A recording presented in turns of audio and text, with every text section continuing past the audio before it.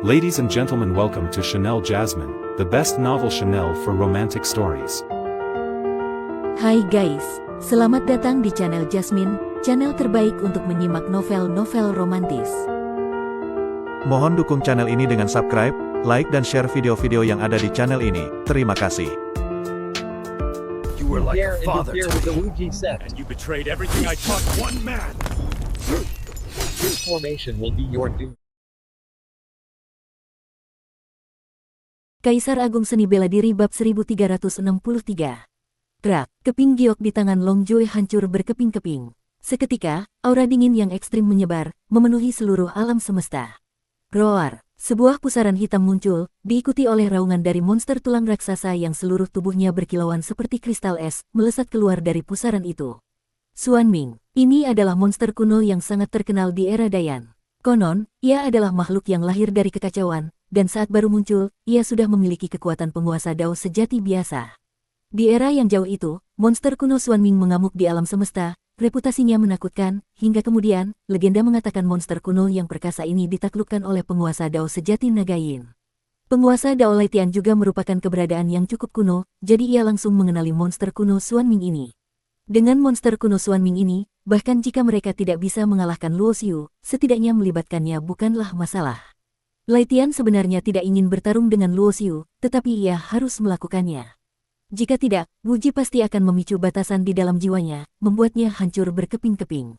Dalam pilihan hidup dan mati, Laitian tanpa ragu mengkhianati anugerah penyelamat hidup itu. Monster buas disebut monster buas karena mereka memiliki sifat yang sangat kejam. Seketika setelah dipanggil, monster kuno Xuanming ini menerkam Luo Xiu. Cakar-cakar seperti tulang belulang yang sangat keras itu sebanding dengan artefak Dao. Inikah yang kalian sebut sebagai sandaran? Luo Xiu menatap monster kuno Xuanming yang menyerbu, matanya menunjukkan sedikit penghinaan. Monster kuno Xuanming memang kuat. Setiap bagian dari tubuh tulangnya dapat menyaingi artefak Dao, bahkan keberadaan sekuat penguasa Dao sejati pun paling-paling hanya bisa menekannya, membunuhnya tidak mudah. Namun, tubuh fisik Luo Xiu jauh lebih kuat daripada tubuh tulang Xuanming. Meskipun semua orang tahu bahwa 500 tahun kemudian, kekuatannya pasti menjadi lebih kuat, tetapi tidak ada yang akan menyangka bahwa ia bisa mencapai tingkat sekuat ini.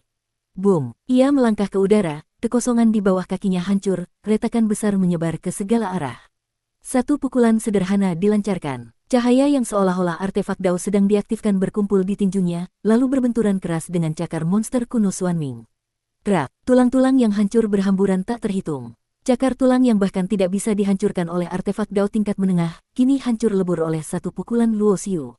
Monster kuno Xuanming tidak memiliki darah, hanya tubuh tulang, tetapi cakar yang hancur itu tetap membuatnya meraung kesakitan.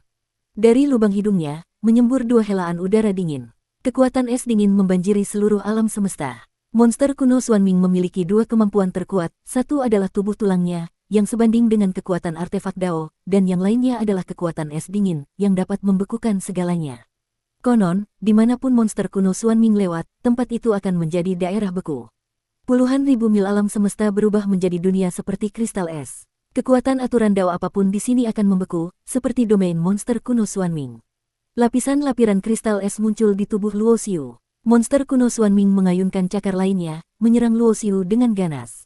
Bam! Kristal es di tubuh Luo Xiu meledak dan berhamburan. Meskipun kekuatan pembekuan ini kuat, itu tidak cukup untuk membekukan tubuh fisik yang kuat setara dengan artefak Dao tingkat tinggi. Dengan suara keras, pukulan kedua Luo Xiu juga menghancurkan cakar depan monster kuno Xuanming yang lain. Tubuh tulang yang besar itu terpental ke belakang, dan ratapan monster kejam itu bergema di langit. Ini tidak mungkin. Long Jue dan Laitian membelalakan mata, wajah mereka dipenuhi ketidakpercayaan. Meskipun mereka tahu kekuatan Luo Xiu sangat kuat, tetapi alasan mengapa ia bisa masuk ke tingkat penguasa Dao sejati terutama karena pisau pemenggal dewa itu. Namun sekarang, ia bahkan tidak menggunakan pisau pemenggal dewa, hanya menggunakan kekuatan fisiknya, dan berhasil menekan monster kuno Xuanming yang sebanding dengan penguasa Dao sejati hingga tidak berdaya sama sekali. Long Jue dan Laitian saling pandang, keduanya menggigil. Mereka yakin, semua orang meremehkan Luo Xiu, meremehkan penguasa Asura yang terkenal ini, yang bangkit dari pembantaian. Bahkan tanpa menggunakan pisau pemenggal dewa, kekuatan penguasa Asura ini pasti setingkat penguasa Dao sejati, bahkan mendekati penguasa Dao sejati terkemuka. Ratusan tahun untuk menjadi penguasa Dao, dan hanya 500 tahun untuk mendekati penguasa Dao sejati terkemuka. Bagaimana bisa ada iblis yang begitu luar biasa di dunia ini? Lai Tian tidak berani ragu lagi dan langsung berbalik melarikan diri. Long Jue ketakutan setengah mati. Tepat saat ia juga ingin melarikan diri, sesosok tubuh tiba-tiba berdiri di depannya tanpa peringatan apapun. Teleportasi ruang, dewa perubahan dan tak terlihat, membuat Long Jue sama sekali tidak menyadarinya, membuatnya ketakutan hingga bulu kuduknya berdiri. Dao yang berbeda, tidak perlu bersekutu. Luo Xiu tidak menunjukkan belas kasihan. Gelar penguasa Asura bukanlah tanpa alasan. Siapapun yang menjadi musuhnya, sebagian besar pilihannya adalah memusnahkan. Long Jue ingin melawan, bahkan jika mati, ia ingin bertarung. Tetapi jarak antara dirinya dan Luo Xiu terlalu dekat. Bahkan sebelum ia sempat mengalirkan kultivasinya, kekuatan domain yang mengerikan langsung menekannya hingga tidak bisa bergerak sedikit pun. Tidak hanya tubuhnya tidak bisa bergerak, kultivasinya pun tidak bisa mengalir, kehilangan semua modal untuk melawan. Luo Xiu berjalan mendekat, dengan tenang mengangkat satu jari, dan langsung menembus kening Long Jue. Tidak, raungan ketidakrelaan Long Jue yang sekarat bergema lama di seluruh alam semesta. Di kehidupan sebelumnya ia mati bersama Lai Tian. Di kehidupan ini, ia baru bereinkarnasi kurang dari 2000 tahun, ia tidak rela. Semua ketidakrelaan itu, pada akhirnya, diiringi dengan gema raungan, menjadi semakin lemah dan akhirnya menghilang sepenuhnya. Luo Xiu mengangkat tangan, dan api dewa perubahan berkobar, langsung membakar tubuh Long Jue menjadi ketiadaan. Lari, belasan kultivator bela diri yang datang bersama Long Jue dan Lai Tian terkejut setengah mati. Ketika mereka sadar, Long Jue, yang berada di tahap akhir penguasa Dao, sudah mati. Meskipun orang-orang ini hanyalah semut, Luo Xiu sudah memulai pembantaian, bagaimana mungkin pembantaian ini berakhir begitu saja? Domain dewa perubahan meluas. Dalam jangkauan domain itu, dewa perubahan mengembangkan segala hukum. Luo Xiu berdiri di tempatnya tanpa perlu bergerak. Tak terhitung kekuatan supernatural aturan mengumpul di dalam domain, membanjiri belasan orang itu. Sebuah segel agung huang menghancurkan tubuh seorang kultivator bela diri. Di tengah cipratan darah, setiap saat ada orang yang berubah menjadi abu dalam jeritan kesakitan. Beberapa napas kemudian, semuanya menjadi kosong, langit dan bumi kembali tenang, hanya menyisakan reruntuhan. Kota ini masih memiliki puluhan ribu orang, tetapi Luo Xiu tidak membantai yang tidak bersalah. Ia juga tidak pergi, hanya duduk tenang di atas cakram Dao abadi menunggu. Adik seperguruan, kita bertemu lagi. Di kejauhan, sebuah perahu terbang. Di atas perahu itu, berdiri 6 sosok. Pemimpin mereka tak lain adalah murid tertua Wuji, Qin Zhan. Di belakang Qin Zhan, ada Yun Yi dan Dugu, serta 3 wajah baru lainnya. Namun Luo Xiu yakin, ketiga orang yang tidak dikenalnya ini juga pasti murid Wuji. Dulu, dia pernah menjadi murid ke-7 Wuji, dan ada 6 kakak seperguruan di depannya. Orang yang berbicara dengan Luo Xiu adalah Qin Zhan. Kakak Qin, kurasa kau salah orang. Aku bukan adik seperguruanmu. Luo Xiu mengangkat pandangannya, menatap Qin Zhan dengan tenang, nadanya acuh tak acuh. Berani sekali, kau ini penipu guru dan penghancur leluhur. Tanpa bimbingan guru, bagaimana bisa kau mencapai prestasi hari ini? Kau bahkan berani mengkhianati sekte dan menjadi musuh guru. Seorang pria kekar yang berdiri di belakang Qin Zhan maju selangkah, berkata dengan dingin, sekarang berlutut dan serahkan dirimu. Guru masih bisa menganggapmu tidak tahu apa-apa dan mengampuni nyawamu. Jika tidak, kau pasti akan merasakan hidup lebih buruk dari mati. Luo Xiu tidak tahu siapa pria kekar ini, tetapi ia memperhatikan bahwa kultivasi lawan hanyalah penguasa Dao tahap awal. Kapan seorang penguasa Dao tahap awal yang kecil berani berdiri di depannya dan berbicara begitu lancang?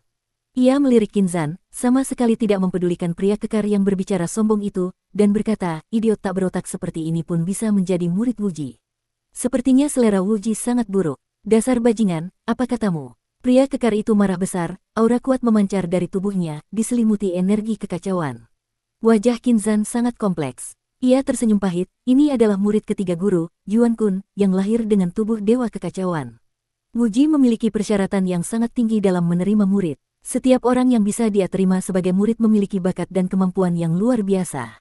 Yuan Kun ini mungkin otaknya tidak berfungsi dengan baik, tetapi bakatnya sangat kuat.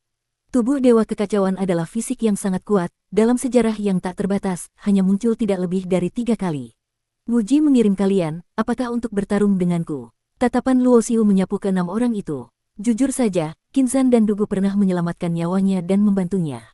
Jika memungkinkan, dia benar-benar tidak ingin bertarung dengan mereka berdua. Kakak Qin, meskipun kau juga telah melangkah ke tingkat penguasa Dao sejati, kau bukan tandinganku. Luo Xiu tentu saja memperhatikan kultivasi Qin Zhan. Sebelumnya, Wuji selalu mengendalikan kemajuan kultivasi Qin Zhan, untuk mencegahnya menjadi penguasa Dao sejati dan lepas dari kendalinya. Kini Wuji telah mencapai setengah langkah abadi, bahkan jika ia membiarkan Qin Zan melangkah ke tingkat penguasa Dao sejati, ia masih sepenuhnya bisa mengendalikannya. Bahkan dengan bantuan Raja Abadi Sueyu, ia telah menanamkan batasan di sumber jiwa Qin Zan. Adapun murid-murid seperti Yuan Kun yang setia kepada Wu Ji, tentu tidak perlu menggunakan batasan untuk mengendalikan mereka. Qin Zan tentu tahu perkataan Luo Xiu itu benar, karena ia juga bisa merasakan bahwa Luo Xiu juga telah melangkah ke tingkat penguasa Dao sejati. Meskipun ia adalah jenius tak tertandingi yang lahir dengan roh abadi alami, ia sendiri mengakui bahwa di tingkat yang sama, ia sama sekali bukan tandingan Luo Xiu. Terlebih lagi, lawan memiliki pisau pemenggal dewa di tangannya. Di antara 6 murid utama Wu Ji, hanya dia sendiri yang telah mencapai tingkat penguasa Dao sejati. 5 lainnya adalah penguasa Dao, termasuk Dugu, yang juga telah menjadi penguasa Dao. Membual siapa saja bisa, aku ingin melihat kemampuanmu. Berbeda dengan Qin Zan, Yuan Kun sedikit bersemangat untuk bertarung. Meskipun ia hanya memiliki kultivasi penguasa Dao tahap awal, ia menekuni Dao bela diri khusus penyempurnaan tubuh. Tubuh dewa kekacauan miliknya telah diperkuat hingga sebanding dengan artefak Dao tingkat tinggi, kekuatannya bahkan bisa berhadapan langsung dengan penguasa Dao sejati. Ketika Yuan Kun hendak menyerang, Qin Zan mengayunkan tangan untuk menghentikannya, menggelengkan kepala, adik seperguruan ketiga, dia benar.